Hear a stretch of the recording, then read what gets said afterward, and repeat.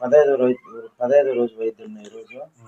ఇప్పుడు మొత్తము మనం ఏం దీని మీద పొడి గిడి వేసేది ఏం లేదు. ఆయిల్మెంట్ కండ పెరిగేదాని కోసం లైట్ గా సీమ కడుతుంది. ఆ సీమ్ అనేది పూర్తిగా కారిపోయేదాని కోసం మాత్రమే ఈరోజు ఆయిల్మెంట్ పెట్టించాం. లావు నీకు ఏడు కూడా ఎంటికలు వచ్చేసినాయి. లేనా నిమిషం లేదు, ఈడు కూడా నీకు ఎంటికలు అనేది ఏర్పడిపోయినాయి పూర్తిగా.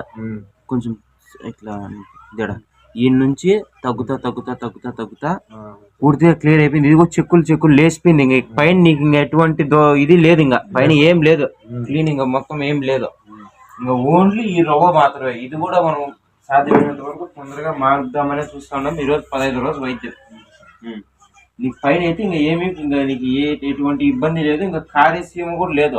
ఇంకా ఉండిండే పుండుకు వచ్చేదైతే వస్తూ ఉంటుంది. మాడినంత వరకు ఇంకా అది ఇన్ఫెక్షన్ మాదిరిగా ఇదైతే ఉంటుంది.